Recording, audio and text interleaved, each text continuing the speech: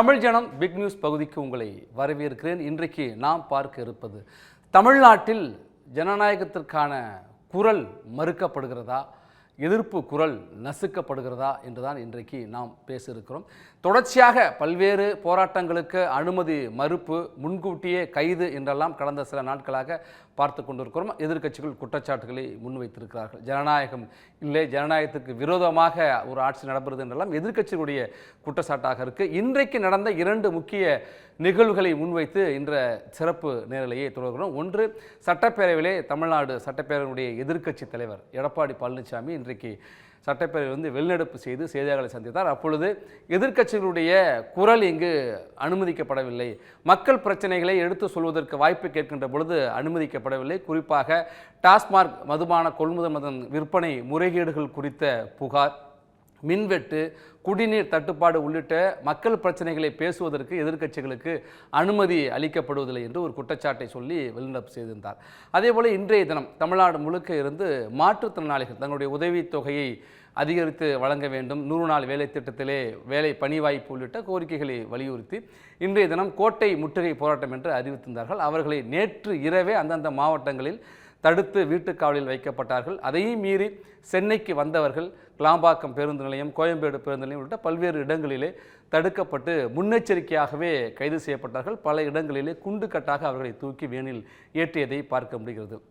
கோரிக்கைகளை வலியுறுத்தி போராட்டம் நடத்த வந்த மாற்றுத்திறனாளிகள் முன்கூட்டியே கைது செய்யப்பட்டிருக்கார்கள், தடுக்கப்பட்டிருக்கார்கள், வீட்டுக்காவலில் எல்லாம் வைக்கப்பட்டார்கள். அப்போ ஜனநாயகத்திற்கான குரல் இங்கு இல்லையா, ஜனநாயக வாய்ப்பு மறுக்கப்படுகிறதா, எதிர்ப்பு குரல் வராமலே நசுக்கப்படுகிறதா என்கிற ஒரு கேள்வி எழுந்திருக்கு. இது குறித்து நம்முடைய தலைமை செய்தியாளர் விக்னேஷ், எதிர்க்கட்சி துணைத் தலைவர் RB உதயகுமாரன் நடத்திய பிரத்யேக நேர்காணலை முதலில் பார்க்கலாம். சார் வணக்கம். சட்டப்பேரவை கூட்டத்தொடர் 1 மாதமாக நடந்துட்டு இருக்கு. மக்கள் பிரச்சனைகளை பேசக்கூடிய முக்கியமான மன்றமாக சட்டமன்றம் நிகழுது. இந்த சட்டமன்றத்தில் எதிர்க்கட்சி தலைவராகட்டும், எதிர்க்கட்சி துணைத் தலைவராக நீங்களாக இருக்கட்டும், நாள்தோறும் ஒரு பிரச்சனையை முன்னிறுத்தி வெளிநடப்பு செய்கிறது வழக்கமாகிட்டே இருக்குது. இந்த வெளிநடப்பு செய்கிறதுக்கான பிரதான காரணம் என்னவாக இருக்கிறது? சட்டப்பேரவைக்குள்ளே என்னதான் நடக்குது? அப்படி ஒரு 9:30 மணிக்கு தொடங்குகிற இந்த அவை நடவடிக்கையில் 8:55க்கெல்லாம் இன்று மாண்புமிகு எதிர்க்கட்சி தலைவர் அவர்கள் அவசர பொது முக்கியத்துவம் வாய்ந்த நிகழ்வு விதியன், பேரவை விதியன் 55 அதில் நாங்கள் சொல்லுவோம். அப்படி இல்லாத பட்சத்தில் அவசர பொது முக்கியத்துவம் வாய்ந்த பேரவை விதியன் 56 அது அவையை ஒத்தி வைத்து விவாதத்துக்கு எடுத்துக்கிறோன்னு சொல்லுவோம். நேரமில்லாத நேரத்தில் 0 ஹவர்ஸில் மாண்புமிகு எதிர்க்கட்சி தலைவர் அவர்கள் எந்த பொருள் குறித்தும் அங்கே விவாதிக்கலாம். ஆனால் இந்த சட்டமன்றத்தில் நம்ம பார்க்குற போது பேரவை விதி 55 கொடுத்தாலும் சரி, 56 கொடுத்தாலும் சரி, மாண்புமிகு எதிர்க்கட்சி தலைவர் ஏற்கனவே 8:55க்கெல்லாம் அங்கே பேரவைத் தலைவர்கிட்ட சொல்லிவிட்டு இங்கே நாங்கள் ரைஸ் பண்ணும்போது அனுமதி மறுக்கிறாங்க. உதாரணமாக மக்கள் பிரச்சனை அதை அவையினுடைய கவனத்துக்கு கொண்டு வர வேண்டியது பிரதான எதிர்க்கட்சியினுடைய ஒரு தார்மீக உரிமை, தார்மீக கடமை, தார்மீக உரிமை. அந்த உரிமை பறிக்கிற விதமாக இவர்கள் தினந்தோறும் நடக்கிறாங்க. இப்போ ஒரே ஒரு உதாரணம், உசிலம்பட்டியில் ஒரு காவலர் போதைப்பொருள் கடத்துறவங்களால் படுகொலை செய்யப்படுகிறார். அது முதலமைச்சருடைய துறை. அது அப்போ அவருடைய கவனத்தில் அவையில் எடுத்து வைக்கணும்னு சொல்லி மாண்புமிகு எதிர்க்கட்சி தலைவர் புரட்சித் தலைவர் எடப்பாடியார் அவர்கள் அது அவையின் கவனத்துக்கு தான் கொண்டு வரணும்னு சொல்கிறார். நான் என்ன சொல்கிறேன்னா, அவையில் ஏதாவது நாங்கள் குற்றச்சாட்டை உங்களால் பொறுக்க முடியல, ஆதாரம் இல்லை அப்படின்னு நீங்கள் உங்களுக்கு அதிகாரம், முழு அதிகாரம் இருக்குது. அவை குறிப்பில் நீக்குவகிற ஒரு அதிகாரம் உங்கள் இடத்துல இருக்கிறது. நீக்கலாம், நீங்கள் அதை நாங்கள் தடுக்க முடியாது. ஆனால் பேசுவதற்கே நீங்கள் அனுமதி இப்போ மறுக்கிற போது அப்போ உங்களுக்கு அச்சம் ஏற்படும். மாண்புமிகு எதிர்க்கட்சி தலைவர் அவர்கள் பேரவை விதியில் கொடுக்குறாங்க. இப்போது பேரவை விதி 72ல் நாங்கள் மாண்புமிகு எதிர்க்கட்சி தலைவருடைய வழிகாட்டுதலோடு 3 அமைச்சர்கள் மீது நம்பிக்கையில்லா தீர்மானம் கோரணும்னு கொடுக்குறோம். அதை அவங்க அனுமதிக்கலை, நாங்கள் வெளிநடப்பு செய்கிறோம். அடுத்த நாள் மாண்புமிகு எதிர்க்கட்சி தலைவர் அவர்களே ஏறத்தாழ நாங்கள் அனைத்து சட்டமன்ற உறுப்பினர்களும் ஒரு கோரிக்கை பேரவை விதி 72ல் இதை விவாதத்துக்கு எடுத்துக்கிறணும் அப்படின்னு கேட்குறோம். அதுவும் அவங்க அனுமதி மறுக்கிறாங்க. சரி, ஒரு சாராராக பாரபட்சமாக இப்படி இருந்தால் எப்படி ஜனநாயகத்தை காக்க முடியும்? மாண்புமிகு எதிர்க்கட்சி தலைவர் எந்த நேரத்திலும் குறிக்கிடலாம். இப்போ இன்றைக்கி என்ன நடந்தது? மாண்புமிகு முன்னாள் அமைச்சர் நத்தம் விஸ்வநாதன் அவர்கள் பேசுகிறார். 2 துறை இன்றைக்கு மின்சார துறையின் சார்பாகவும் ஆயத்தீர்வை மதுவிலக்கு ஆயத்தீர்வு அவர் ஒரு துறையில் பேசுவதற்கு முன்பாகவே ஒரு சபாநாயகர் அவர்கள் அவருடைய நேரத்தை முடித்துவிட்டு அவரை அமரச் சொல்கிறார். எதிர்க்கட்சி தலைவர் அவர்கள் எழுந்திருச்சு இன்னைக்கு 2 துறையிலே மானிய கோரிக்கை இருக்கிறது, நீங்கள் இன்றைக்கு அவரை அனுமதிக்கவில்லை, ஆகவே நான் எனக்கு இந்த அவையில் இதை விவாதிக்க வேண்டும் என்று அவர் மக்கள் பிரச்சனையை அங்கே எழுப்புகிறார். அப்போ பேரவைத்தில் என்ன செய்யணும்? அனுமதிக்கணும். அதெல்லாம் இல்லை, நீங்கள் எப்படி இதில் ரைஸ் பண்ணலாம், அவங்க செந்தில்குமார்கிட்ட கொடுங்க. எதிர்க்கட்சி தலைவர் என்பவர் எப்போது வேண்டுமானாலும் பேசலாம். இல்லை இப்போ நாங்கள் அதிமுகலேருந்து வந்தவங்கெல்லாம் இது முதல் தடவை சட்டமன்ற உறுப்பினர், ஒவ்வொருத்தரும் 10 தடவை 15 தடவை சட்டமன்றத்தில் தேர்வு செய்யப்பட்டவர்கள் தான் பல முறை இந்த சட்டமன்றத்துடைய மரபுகளையும் விதிகளையும் முழுமையாக அறிந்தவர்கள். ஆகவே இது எதோச்சகரமான போக்காக இருக்கு. ஜனநாயகம் என்பது வாத பிரதிவாதங்கள் இருந்தால்தான், நீதிமன்றமாக இருந்தாலும் சரி, சட்டமன்றம் இருந்தாலும் சரி, மக்கள் மன்றம் தான், வாத பிரதிவாதங்கள் இருக்கும். என்னுடைய நியாயத்தை நான் சொல்லுவேன், அது சரியா தவறா என்பதை நீங்கள் எடுத்துக்கொள்ளலாம். ஆனால் வாதத்தை வைக்கக்கூடாது என்பது எப்படி ஜனநாயக முறையில் ஏற்றுக்கொள்ள முடியும்? அப்போ மறைப்பதற்காக அவங்க டைவர்ட் பண்ணாங்க. அவர் மாண்புமிகு அமைச்சர்கள்ட்ட கேள்வி கேட்கறதுக்கே இன்றைக்கி அச்சமாக இருக்குது. ஏன்னா அவங்க பயங்கரமான தாக்குதல் கூடிய வார்த்தை தாக்குதல் நாங்கள் எதிர்கொள்வதற்கு நாங்கள் தயாராக இருக்கோம். மக்களுக்காக, மக்கள் பிரச்சனைக்காக தயார். அனுமதியே இல்லைன்னு சொன்னால் எப்படி நாங்கள் பேசுவது? அதுதான் இன்றைக்கி ஒரு ஜனநாயகத்தினுடைய படுகொலையாகத்தான் இது பார்க்கப்படுகிறது. சட்டப்பேரவையை நடத்தக்கூடிய அந்த சபாநாயகருடைய செயல்களிலே ஒருதலை பட்சமாக இருக்குன்னு சொல்லி ஏற்கனவே குற்றச்சாட்டும் பண்ணியிருக்கிறீங்க. ஏற்கனவே அது சம்பந்தமாக நம்பிக்கையில்லா தீர்மானமும் கொண்டு வந்திருக்கிறீங்க. இந்த நேரத்தில் உறுப்பினர்கள் இருக்கட்டும், ஆனால் அவையில் ஒரு முக்கியமான பிரதான எதிர்க்கட்சி தலைவர், எதிர்க்கட்சி துணைத் தலைவருக்கே பேச வேண்டிய சூழலில் போராடி பெற வேண்டிய சூழல் இருக்குது. இந்த மன்றத்தில் மக்கள் பிரச்சனைகளுக்கு தீர்வு கிடைக்கும்னு நீங்கள் நினைக்கிறீங்களா? இல்லை, இந்த மன்றத்தில் மக்கள் பிரச்சனைக்கு தீர்வு கிடைக்கிற மன்றம் தான் இது. அதை கையாளுகிற நபர் தான் தவறான நபர்கள். மன்றம் இது ஜனநாயகத்தினுடைய தொட்டில், சமூக நீதியின் தொட்டில், பெண் உரிமையினுடைய தொட்டில், தமிழ் மொழியினுடைய தொட்டில், தமிழ் நாட்டுடைய உயிர் நாடி நம்முடைய சட்டமன்றம். அதை கையாளுகிறவருடைய பொறுத்து தான் அந்த சட்டமன்றத்திற்குரிய மாண்பும் மரபும் பண்பும் காப்பாற்றப்படும். இப்போது அவர்கள் ஒருதலை பட்சமாக அவர் குற்றம் சொல்லி யாரும் பேசிவிடக்கூடாது. நீங்கள் குற்றம் பார்க்கின் சுற்றம் இல்லை என்று பேரறிஞர் அண்ணாவை சொல்கிறார். அண்ணாவின் வழி வந்தவர்கள் மக்கள் பிரச்சனைகளை எடுத்து சொல்வது தார்மீக கடமை, உரிமை. ஆனால் அதை செய்வதற்கான வாய்ப்பு மறுக்கப்படுகிறது என்று சட்டப்பேரவை எதிர்க்கட்சி துணைத் தலைவர் குறிப்பிட்டார். இன்றைக்கு போராட்டம் நடத்த வந்த மாற்றுத்திறனாளிகளும் முன்கூட்டியே கைது செய்யப்பட்டார்கள். கைது செய்யப்பட்ட மாற்றுத்திறனாளிகள் என்ன சொல்லியிருக்கார்கள் என்பதை இப்போது பார்க்கலாம்.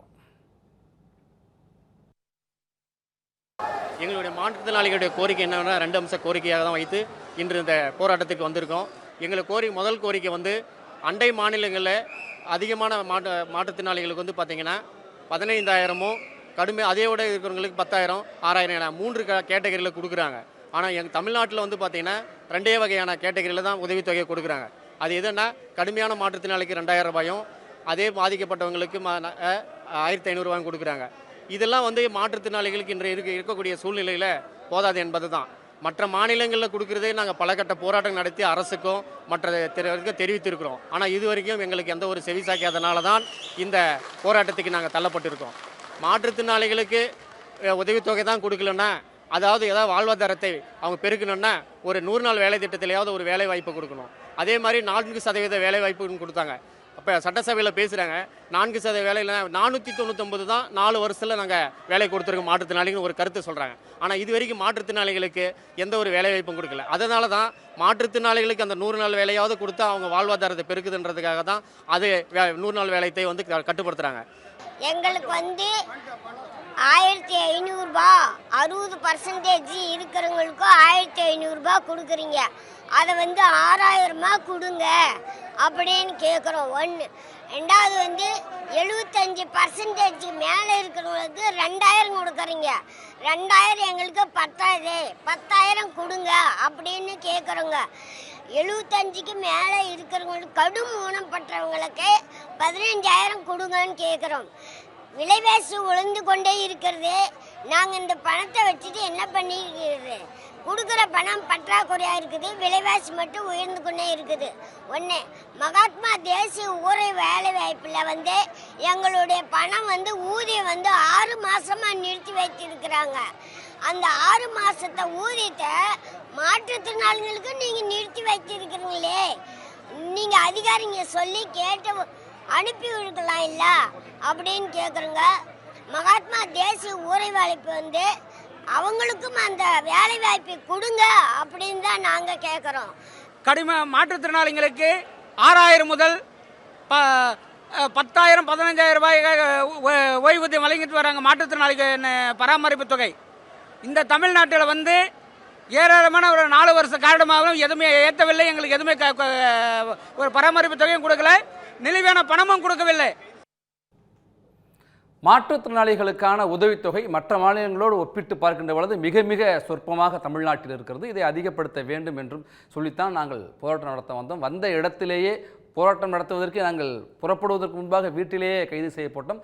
வந்த இடத்திலேயும் சென்னையில் மட்டுமே 10 இடங்களிலே ஆங்காங்கே மாற்றுத்திறனாளிகள் கைது செய்யப்பட்டார்கள். பல்வேறு திருமண மண்டபங்களில் அவர்கள் தற்பொழுது வரை அவர்கள் அங்கு தங்க வைக்கப்பட்டிருக்கிற சூழலில் போராட்டம் நடத்துவதற்கே ஒரு வாய்ப்பில்லாத சூழல். ஜனநாயக உரிமை மறுக்கப்படுகிறதா, நசுக்கப்படுகிறதா எதிர்ப்பு குரல் என்பது இந்த இடத்தில்தான் எழுகிறது என்கிறார்கள். நம்மோடு மூத்த பத்திரிகையாளர் பாக்கி இணைந்திருக்கிறார். சார் வணக்கம். தமிழ்நாட்டில் ஜனநாயக உரிமை மறுக்கப்படுகிறதா? இந்த மற்ற சம்பவங்களை எப்படி வேணா அரசியலா கூட பார்க்கலாம். மாற்றுத்திறனாளிகள் தங்களுடைய கோரிக்கைகளை வலியுறுத்தி போராட முயற்சிக்கிறார்கள், கோரிக்கைகளை அரசின் கவனத்துக்கு கொண்டு வர முயற்சிக்கிறார்கள். அப்படிங்கிற போது அவர்களையும் கைது செய்து அழைத்து செல்வது என்பது எந்த அளவுக்கு சரியான போக்காக இருக்கும்னு தெரியல. இதே மாதிரி கடந்த ஆண்டு நினைக்கிறேன், இதே திராவிட முன்னேற்ற கழக ஆட்சியில பார்வையற்றோர் போராட்டம் நடத்தினார்கள். அவர்கள் மீதும் நடவடிக்கை எடுக்கப்பட்டது. இதெல்லாம் வருந்தத்தக்க விஷயம். மற்றவர்கள்லாம் அரசியல் காரணமாக இருக்கலாம், அவர்கள்லாம் அது பிற விஷயங்கள்ல போராடுகிறவர்கள் கூட நியாயமா தான் போராடுறோம். உதாரணத்துக்கு கொரோனா காலத்துல களப்பணியாற்றி உயிரை துச்சமாக மதித்து பணியாற்றிய மருத்துவர்கள், மருத்துவர் செவிலியர்கள், துணை மருத்துவர்கள் போன்றவர்களுக்கு அவர்கள்லாம் கோரிக்கைகள்லாம் அப்படியே நிறைவேற்றப்படாம இருக்கு. இதெல்லாம் திமுக ஆட்சிக்கு வரும்போது வருவதற்கு முன்பு அளித்த வாக்குறுதிகள் தான். அதெல்லாம் நிறைவேற்றாம இருக்கும்போது இப்படி மாற்றுத்திறனாளிகள் மீது நடவடிக்கை எடுப்பது வருத்தத்துக்குரியது, வேதனைக்குரியது. சட்டப்பேரவையிலே எதிர்க்கட்சி தலைவர் ஒரு குற்றச்சாட்டை முன்வைத்திருக்கார். நாங்கள் மக்கள் பிரச்சனைகளை எடுத்து பேசுவதற்கான வாய்ப்பு எங்களுக்கு அளிக்கப்படவில்லை, எங்களுடைய ஜனநாயக கடமையை நிறைவேற்ற முடியவில்லைன்னு சொல்லியிருக்கார். எதிர்க்கட்சி தலைவர் எடப்பாடி பழனிசாமி ஏற்கனவே டாஸ்மாக் போன்ற பிரச்சனைகள், அதிமுக்கியம் வாய்ந்த பிரச்சனைகளை சட்டப்பேரவையில் எழுப்ப முயன்றார். கடந்த ஆண்டு கூட கள்ளக்குறிச்சியில் நடந்த கள்ளச்சாராய சோகமான சம்பவம், அதுல உயிரிழந்தவர் பற்றிய பிரச்சனைகள் கொண்டு வந்தார். போதைப் பொருள் தொடர்பாக பலமுறை அவர்கள் பிரச்சனை எழுப்பியிருக்கிறார். இதெல்லாம் விவாதித்தாதான் அரசாங்கத்தினுடைய கவனத்துக்கு சென்று உரிய நடவடிக்கை எடுக்கிறதுக்கு வழி ஏற்படும். எதிர்கட்சிகளோ ஆளுங்கட்சிகளோ புதிய யோசனைகளை சொல்லி எப்படியெல்லாம் தடுக்கலாம் அப்படின்னு வழிமுறை சொல்றதுக்கு இது இந்த மாதிரியான விவாதம் கை கொடுப்போம்.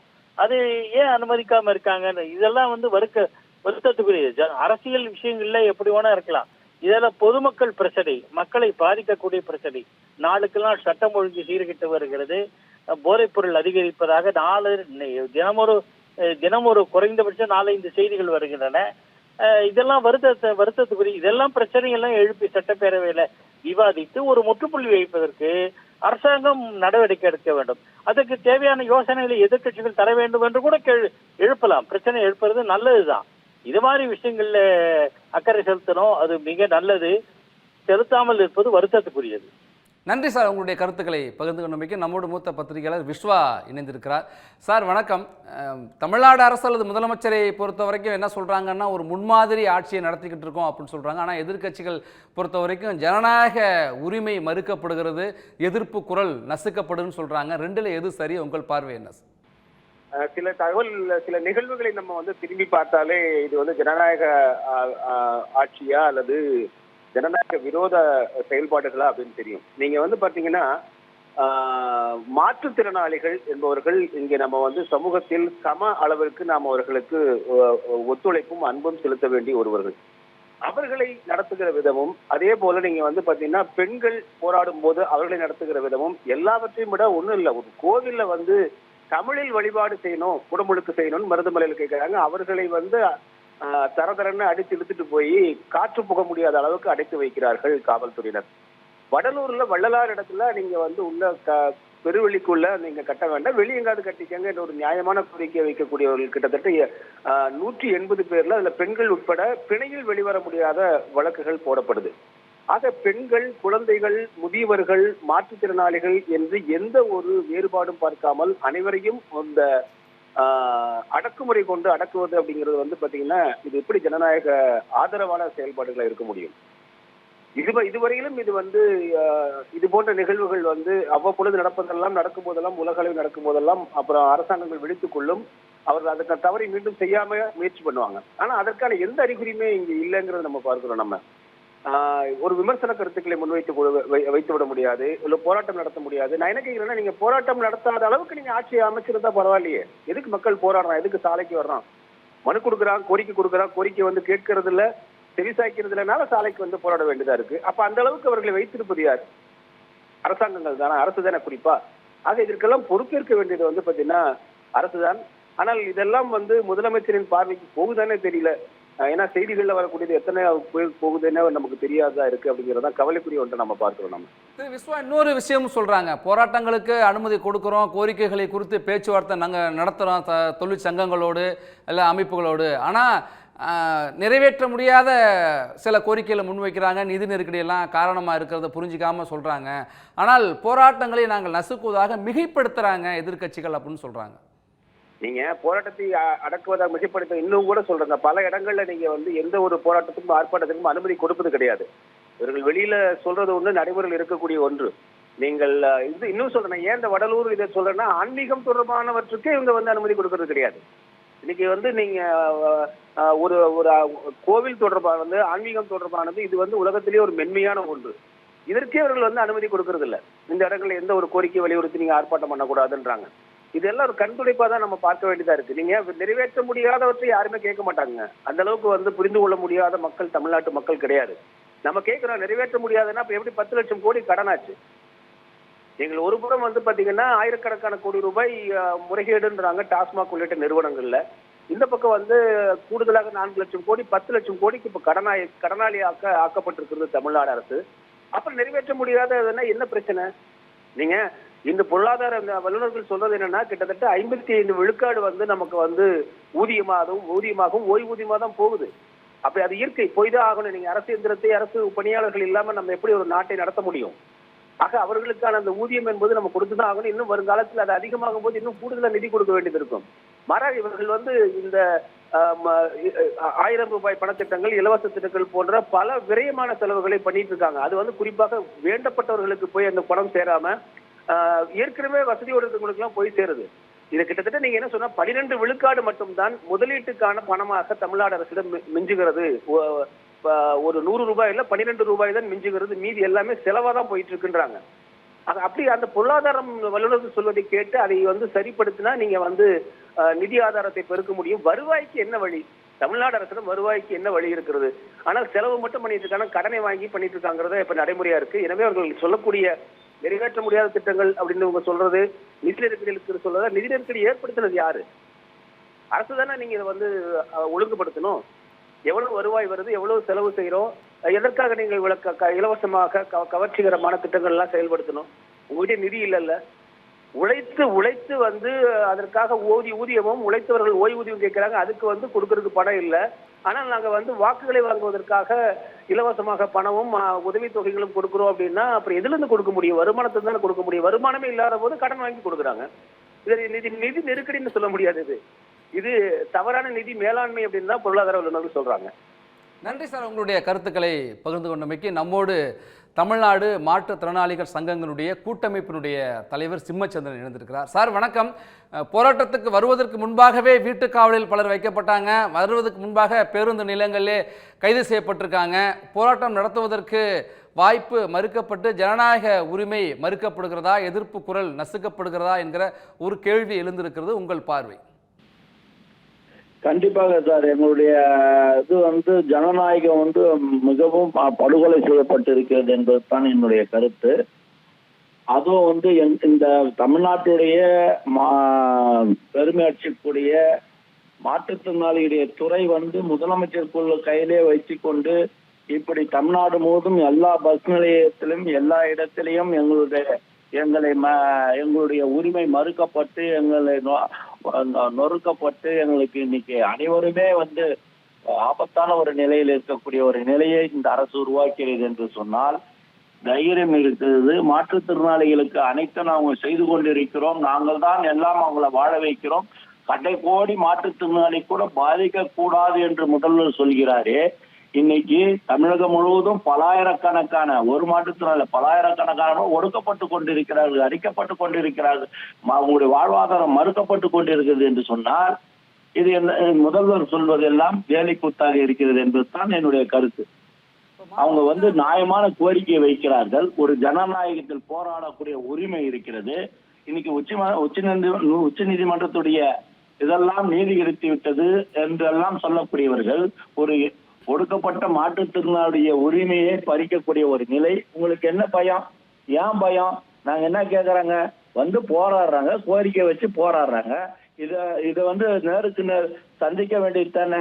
அதை விட்டுட்டு எதுக்கு வந்து ஒடுக்குறீங்க? அவ்வளவு என்ன உங்களுக்கு பயம்? சொல்லுங்க பார்ப்போம். அப்படிப்பட்ட இன்னைக்கு இந்த அரசு நியாயமா வச்சிருக்கிற கோரிக்கை உதவித்தொகையை வந்து எங்களுக்கு வந்து ஆந்திராவில் பாருங்க 40 லட்சம் பேர் வச்சுக்கிறாங்க, 16 லட்சம் பேர் கொடுக்குறாங்க, 6,000 ரூபாயில இருந்து 15,000 ரூபாய் வரைக்கும் கொடுக்குறாங்க. நாங்க அவ்வளவு கேட்கலையே. ஒரு 5,000 ரூபாய் கொடுங்க, ஒரு 6,000 ரூபாய் கொடுங்க அப்படின்னு தானே கேட்கறாங்க. நியாயமான கோரிக்கை இல்ல. அதை விடுங்க.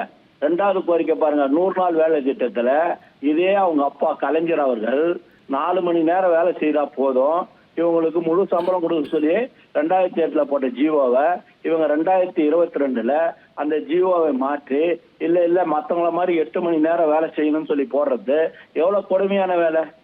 ஒரு இயலாத மாற்றுத்திறனாளிகளுக்கு 100 நாள், அப்படியே இருந்தாலும் 100 நாள் வேலை கொடுக்க சொன்னா இவங்க வந்து 40 நாள் 30 நாள் கூட வேலை கொடுக்கறது இல்லை. அப்ப அதுதான் ஒரு ஜனநாயக முறையில கேட்கக்கூடிய ஒரு விஷயம் தானே.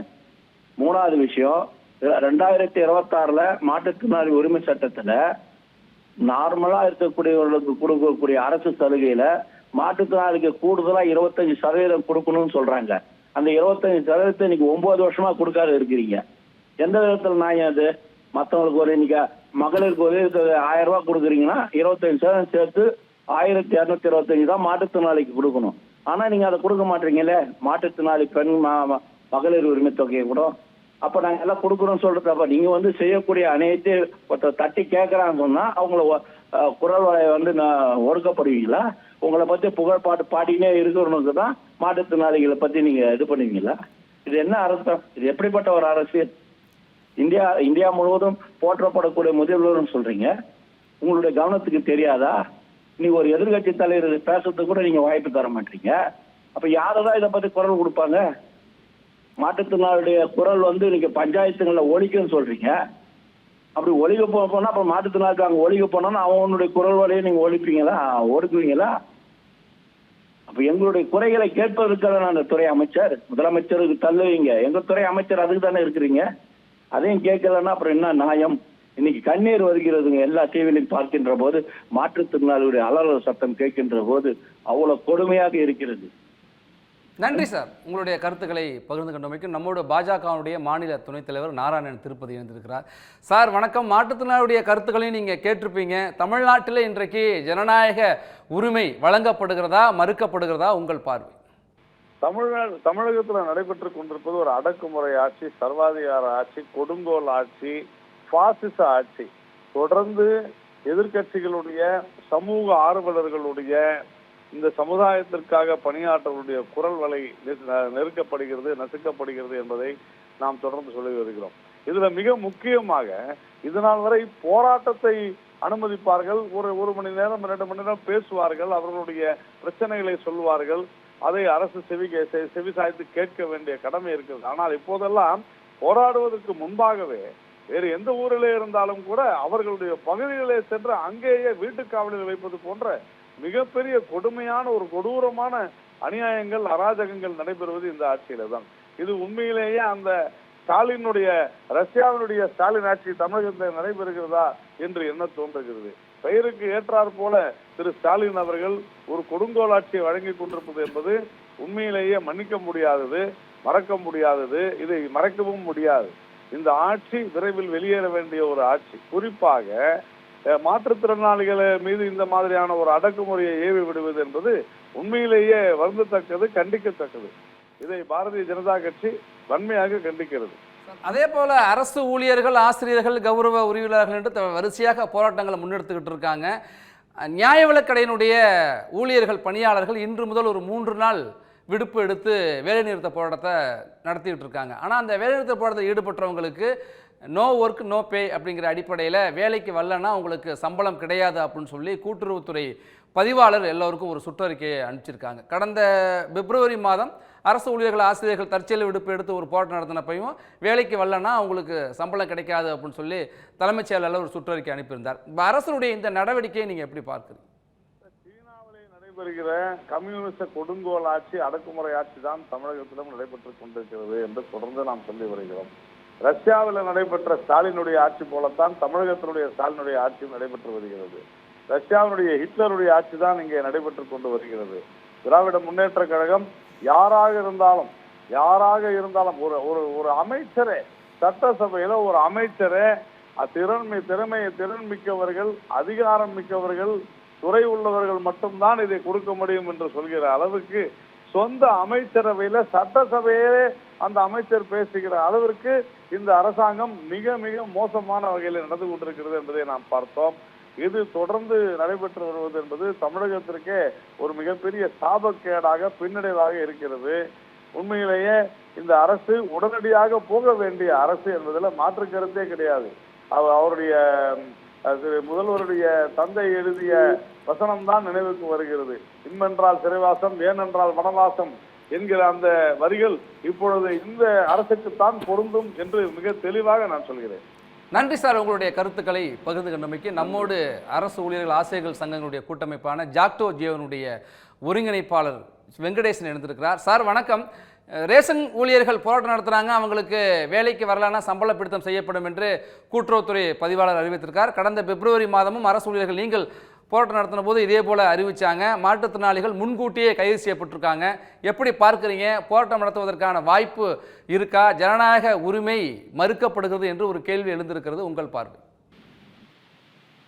பார்த்தீங்கன்னா 2003 அரசு ஊழியர் அமைச்ச காலத்தில் மிகப்பெரிய ஒரு போராட்டத்தை அப்போதைய ஜாக்டோஜியை முன்னெடுத்த போது அந்த வழக்கு உச்சநீதிமன்றம் வரை சென்று அரசு ஊழியர்கள், ஆசிரியர்களுக்கு போராட தார்மீக ரீதியாக உரிமை இல்லை என்று உச்சநீதிமன்ற தீர்ப்பு சொல்லியிருக்கிறது.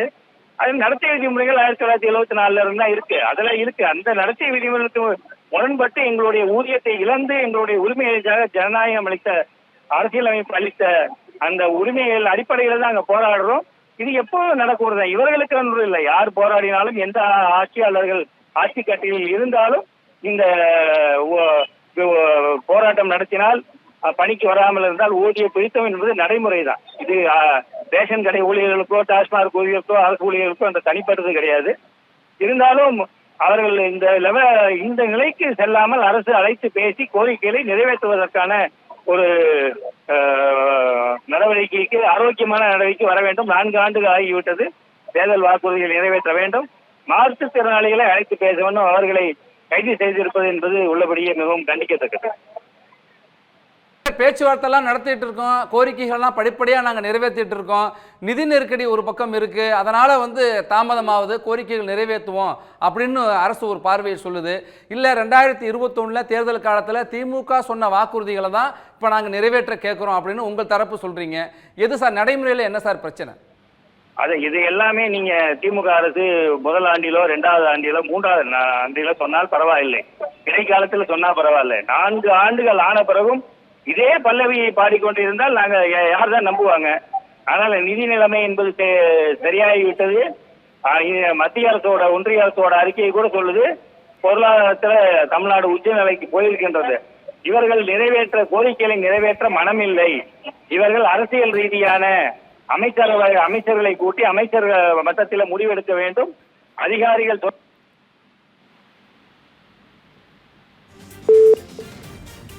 நன்றி சார். நிதி நிலைமை எல்லாம் சரியாகத்தான் இருக்கிறது. 2021 சொன்ன வாக்குறுதியை 2025 கூட நிறைவேற்றலாம். என்ன 4 ஆண்டுகளாக ஒரே கருத்தை, ஒரே கதையை, ஒரே பல்லவியை திரும்ப திரும்ப பாடிட்டு இருக்கீங்களா அப்படின்னு ஜாக்டோஜியனுடைய ஒருங்கிணைப்பாளர் வெங்கடேஸ்வரன் சொல்றார். தொடக்கப்பள்ளி ஆசிரியர்கள் தொடங்கி இடைநிலை ஆசிரியர்கள், கல்லூரிகளுக்கான விரிவுரையாளர்கள் என்ற பல்வேறு தரப்பும் ஆசிரியர்கள் ஒரு பக்கம் போராட்டம் நடத்திட்டு இருக்காங்க.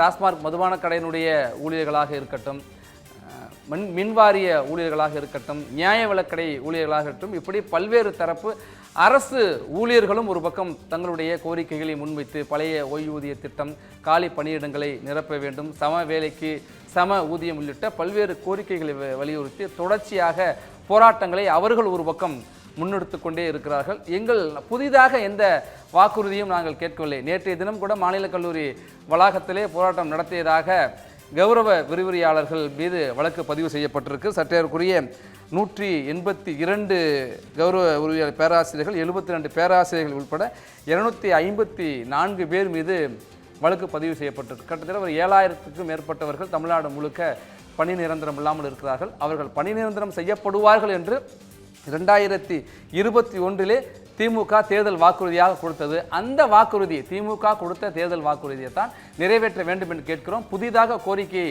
முன்வைக்கவில்லை என்று மார்க்சிஸ்ட் கம்யூனிஸ்ட் கட்சியினுடைய மாநில செயலாளர் சண்முகம் குறிப்பிட்டிருக்கார். நம்மோடு ஃபோட்டோ ஜேவனுடைய அரசு ஊழியர் ஆசிரியர் சங்கங்களுடைய மற்றொரு கூட்டமைப்பான ஃபோட்டோ ஜேவனுடைய ஒருங்கிணைப்பாளர் அமிர்தகுமார் இணைந்திருக்கிறார்.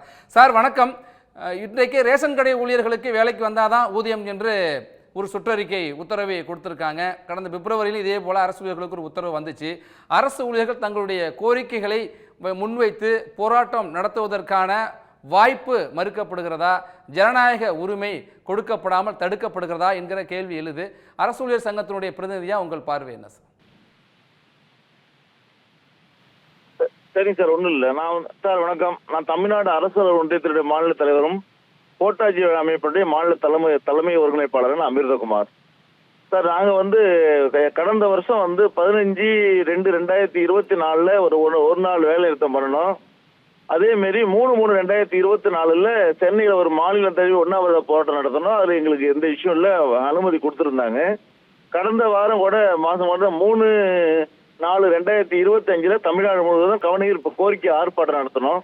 எந்த இடத்துலையுமே இஷ்யூ இல்லை, எல்லாத்தையும் அனுமதி கொடுத்துருந்தாங்க. ஒரு சில இடங்களில் மாவட்ட ஆட்சியர் அலுவலகம் முன்பு நடத்துவதற்கு அனுமதி இல்லாத காரணத்தினால வேறு மாற்று இடம் மாற்றி கொடுத்தாங்க. எங்கேயுமே சென்னை கலெக்டரேட்டில் கூட வேற ஒரு ஆர்ப்பாட்டம் நடந்துச்சுனாலும் இடம் மாற்றி கொடுத்தாங்க. இங்கே இஷ்யூ இல்லை. இஷ்யூ ஒரே ஒரு இடத்துல கோயம்புத்தூர்ல மட்டும் ஒரு இஷ்யூ இருந்துச்சு. நானே அங்கே போயிருந்தேன், சிறப்பு விருந்தினர் நான் தான் போயிருந்தேன். என்ன இஷ்யூன்னா, அங்கே மாவட்ட ஆட்சியர் அலுவலகத்துக்கு முன்பு பர்மிஷன் கொடுத்துட்டு மைக் ஒலிபெருக்கி வைத்துக் கொள்ளலாம்னு சொல்லிட்டு பர்மிஷன் கொடுத்துட்டாங்க. ஆனால் கூட்டம் அதிகமாக கூடுனதை பார்த்துட்டு ஒரு 6 மணிக்கு பார்த்தீங்கன்னா மைக் செட்டுக்கு பர்மிஷன் இல்லை அப்படின்னு சொல்லிட்டாங்க. நானும் போய் பேசணும், இன்ஸ்பெக்டர் பேசணும், மற்றவங்களை பேசணும். இல்லை சார், வாய்ப்பு இல்லை சார் அப்படின்னாங்க. என்ன நீங்கள் கலெக்டரேட்டுக்கு உள்ளே வச்சிங்க சார், நீங்கள் மைக் செட் வச்சிங்கன்னு சொன்னாங்க. சரின்னு சொல்லிட்டு நான் கலெக்டரேட்டுக்கு உள்ளே போகிறதுக்கு உள்ளே போயிட்டு போனால் உள்ளே போய் அங்கே உள்ள இன்னொரு இன்ஸ்பெக்டர் வந்து அங்கே உள்ளே வச்சுக்கூடாது சார்ன்ட்டாங்க. சரி, மைக் செட்டோட வைக்கிற ஆர்ப்பாட்டம் உள்ள இடத்துக்கு எங்களை மாற்றுங்க, தாராளமாக நாங்கள் அது மாறிக்கு ரெடியாக இருக்குன்னு சொல்லி சொல்லும்போது இதன் பிறகு அங்கே மாற்றுறதுக்கு வாய்ப்பு இல்லை சார் அப்படின்னு சொல்லிட்டாங்க. சரின்னு சொல்லிவிட்டு அப்புறம் திரும்ப பார்த்தீங்கன்னா அங்கவும் முடியாதுன்ட்டாங்க. மறுபடியும் நம்ம பழைய இடத்துக்கே மைக் செட் இல்லாத ஸ்டேஜில் கிட்டத்தட்ட 3/4 மணி நேரம் இதனாலேயே சுற்றி கடைசி கட்ட ஆர்ப்பாட்டம் பண்ண ஸ்டேஜுக்கு தள்ளப்பட்டோம். இப்படி ஒரு சில இடங்களில் பிரச்சனை இருந்துச்சு தவிர, ஆனால் பர்மிஷன் கொடுக்கறதுல எங்களுக்கு இஷ்யூ இல்லை. இன்னும் சொல்ல போனோன்னா வர 25 மாநில அளவில் ஒரு பேரணி சென்னையில் எழும்பூர் ராஜரத்னம் சைடு அருகில் வச்சிருக்கோம். அங்கே கூட போராட்டத்துக்கும் இது வரைக்கும் காவல்துறை அனுமதி கொடுத்துருக்காங்க, ஒன்றும் பிரச்சனை இல்லை. ஆனால் ஒரு சில விஷயங்களை நான் இந்த இடத்துல கட்டாயம் சுட்டி காட்ட வேண்டிய பொறுப்பு இருக்கு. என்ன காரணம் கேட்டீங்கன்னா, நேற்று தலைமைச் செயலகத்துக்கு போயிருந்தோம். தலைமைச் செயலகத்துக்கு போகும்போது நான் தமிழ்நாடு அரசு ஒன்றிய அரசு அங்கீகரிக்கப்பட்ட சங்க அடிப்படையில் ஒரு நாளைக்கு 2 முறை 3 முறை கூட தலைமைச் செயலகத்துக்கு போவேன். நேற்று என்னுடைய வாகனம் பழுதாகி விட்டதுனால இன்னொரு வாகனம் மூலியமாக நான் தலைமைச் செயலகத்துக்கு உள்ள போறேன். உள்ள போகும்போது அங்க இருக்கிற வாசல்ல இருக்கிற செக்யூரிட்டி பயங்கர அநாகரிகமா எல்லாத்தையும் பேசி டீல் பண்ணிட்டு இருந்தாரு. நானே சொன்னேன், என்ன சொன்ன கேட்டீங்கன்னா, நான் தமிழ்நாடு அரசு ஒன்றிய மாநில தலைவர், நான் தான் தினந்தோறும் ஒரு நாளைக்கு 2 இடம் 3 இடம் போவேன்னு சொல்லும் போது, இல்ல சார் இந்த வாகனத்தை நீங்க போக முடியாது சார் அப்படின்ட்டாங்க. இல்ல சார், நான் 3-4 அமைச்சரை பார்க்கணும், 3-4 செக்ரட்டரி பார்க்கணும் சார் போது கிட்டத்தட்ட 1.5-2 மணி நேரம் வேஸ்ட். ஒரு IAS ஆபீசர் போன் பண்ணி நேரடியா சொல்றாரு, அப்பயும் அவங்க அலோவ் பண்ண மாட்டாங்க. ஒரு டிஎஸ்பி சொல்றாங்க கேட்க மாட்டாங்க, 2 அண்டர் செக்ரட்டரி சொல்றாங்க கேட்க மாட்டாங்க, 2 அமைச்சருடைய பிஏ போன் பண்ணி சொல்றாரு அவர் சங்கத்துடைய தலைவர் டெய்லி ஒரு அலோவ் பண்ணுங்கிறாங்க, பண்ண மாட்டாங்க. கடைசியா ஒரு டிஎஸ்பி கிட்ட போன் பண்ணி சொல்றேன், அவர் ஒரு ஆய்வாளர் நேரடியாக அனுப்பி சொன்னதன் அடிப்படையில் தான் அலோவ் பண்றாங்க. இதை போல சில போலீஸ் அராஜகங்கள் இருக்கதான் செய்யுது. இப்படி இருக்கிற காரணத்துக்காக தான் இந்த கவர்மெண்ட் கெட்ட பெறுவதற்கோ முக்கியமான காரணம் கூட. ஆனா போராட்டத்தை பொறுத்தவரை எங்களுக்கு எந்த மறுப்பு இது வரைக்கும் இல்லை. நன்றி. போராட்டங்கள் நாங்கள் தொடர்ந்து நடத்தி கொண்டு தான் இருக்கிறோம், ஆனால் கோரிக்கை நிறைவேறவில்லை என்று பதிவு பண்றீங்க. நம்மோடு புதிய தமிழகம் கட்சியினுடைய நிறுவனர் தலைவர் டாக்டர் கிருஷ்ணசாமி இணைந்திருக்கிறார். சார் வணக்கம். தமிழ்நாட்டை பொறுத்த வரைக்கும் இன்று மாற்றுத்திறனாளிகள் முன்கூட்டியே கைது செய்யப்படுகிறார்கள், நேற்று இரவே வீட்டுக்காவல் வைக்கப்பட்டார்கள், போராட்டம் நடத்துகிறவர்கள் போராட்டத்திற்கு அனுமதி மறுக்கப்படுகிறது என்றெல்லாம் சொல்கிறார்கள். ஜனநாயக உரிமை மறுக்கப்படுகிறது என்று குற்றச்சாட்டு ஒரு பக்கம் இருக்கு. இல்ல பேச்சுவார்த்தைலாம் நடத்திட்டு தான் இருக்கும், படிப்படியாக கோரிக்கைகளை நிறைவேற்றணும்னு அரசு சொல்லுது. நீங்க என்ன சொல்றீங்க சார்? இல்ல, மாற்றுத்திறனாளிகள் சமுதாயத்தினுடைய விளிம்பு நிலையில் இருக்கக்கூடியவர்கள். அவர்கள் உடல் ரீதியாக மட்டுமல்ல உள்ள ரீதியாகவும் பாதிக்கப்பட்டு பொருளாதாரத்திலும் நலிந்த பிரிவிலிருந்து ஒரு பகுதியாக இருக்கக்கூடியவர். அவர்கள் தங்களுடைய கோரிக்கைகளுக்காக ஒரு இடத்துல கூடுவது என்பது மிகப்பெரிய கஷ்டம். அப்படி இருக்கிற போது அவர்கள் பல்வேறு 100 நாள் வேலை வேண்டும் மற்றும் பல்வேறு கோரிக்கைகளை உள்ளடக்கி அவர்கள் சென்னையில அசம்பிள் ஆகிற போது ஜனநாயக ரீதியாக ஒரு அரசு அவர்களுடைய போராட்டத்தை அனுமதித்திருக்கணும். ஒரு இடத்துல போராட்டத்துக்கு அனுமதி கொடுத்துட்டு முதல் நாளே அவர்களை கைது செஞ்சால் அவர்களால் எல்லாம் என்ன பண்ண முடியும்? ஏன் இந்த அரசு இந்த அளவுக்கு ஜனநாயக விரோதமாக நடந்து கொள்கிறது என்று தெரியவில்லை. இது அரசு செய்கிறதா, அரசனுடைய உத்தரவில் காவல்துறை செய்கிறதா, அல்லது காவல்துறை தன்னிச்சையாக செய்கிறதா அப்படிங்க தெரியல. இது யார் செய்திருந்தாலும் இது மாதிரி மாற்றுத்திறனாளிகளுக்கு இழைக்கப்பட்டிருக்கக்கூடிய இந்த கொடுமை, அதாவது முதல் நாளே அவர்கள் பேருந்திலிருந்து இறங்கிய உடனே அவர்களை கைது செய்து காவல் நிலையங்களை வைப்பது, சிறையில் அடைப்பது, இதெல்லாம் தவறானது. இப்பொழுது அவருடைய போராட்டங்களுக்கு முடக்கி போடக்கூடிய அளவுக்கு அவருடைய கோரிக்கை என்னவென்று வெளியே தெரிய விடாமல் ஒரு மறைப்பதற்காகத்தான் இந்த மாதிரி நடந்ததாக பார்க்க முடிகிறது. ஆனா இன்னும் அண்மையில தான் அவங்களுடைய பிரச்சனைகளுக்கெல்லாம் தீர்க்கிறதுக்காக உள்ளாட்சிகளில் அவர்களெல்லாம் போட்டியிடாமலேயே அவர்களுக்கு பிரதிநிதித்துவம் வழங்குவதற்கெல்லாம் ஏதோ 13,000 பேருக்கு அந்த மாதிரி ஒரு ஊராட்சி பகுதிகளில் அவங்களுக்கு பிரதிநிதித்துவம் கொடுப்பதற்காக 13,000 பேருக்கு வாய்ப்பளித்ததாக சொன்னாங்க. ஆனா ஒரே வாரம் கூட அது ஆகலை. அதுக்குள்ள அந்த மக்கள் அவர்கள் பல்லாயிரக்கணக்கான பேர் இருக்கிறாங்க தமிழ்நாடுக்கும். அவர்கள் அந்த மாதிரி அதாவது அந்த மக்கள் மாற்றுத்திறனாளிகள் மீது அக்கறை இருந்திருந்தால் அல்லது அவர்கள் மீது ஒரு கருணை இருந்திருந்தால் அவருடைய போராட்டத்தை அந்த அரசு அனுமதிச்சிருக்கணும்.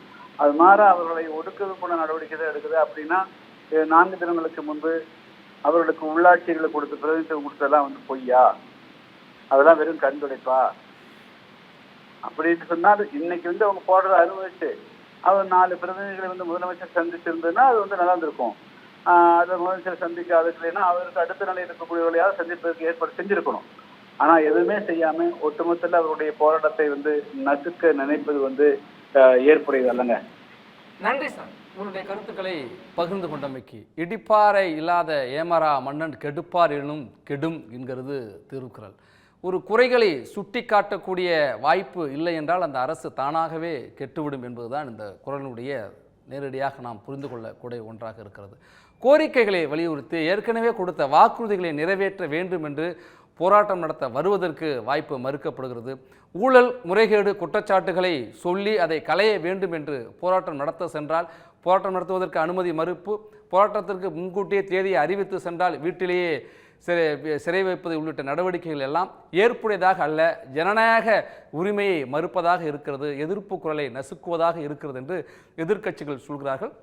தங்களுடைய தார்மீக கடமையை உரிமையை செய்ய விடாமல் தடுக்கப்படுகிறோம் என்னும் எதிர்க்கட்சிகள் சொல்கிறார்கள். அரசினுடைய கவனத்திற்கு இந்த சிறப்பு நிலையின் மூலமாக மாற்றுத்திறனாளிகள், அரசு ஊழியர்கள் என்று பல்வேறு தரப்பினுடைய கோரிக்கையை முன்வைத்திருக்கிறோம். அரசு என்ன செய்ய போகிறது என்பதை பொறுத்திருந்து பார்ப்போம். மற்றும் ஒரு பேசு பொருளோடு விவாத பொருளோடு தமிழ் ஜனத்தினுடைய பிக் நியூஸ் பகுதியில் சந்திப்போம்.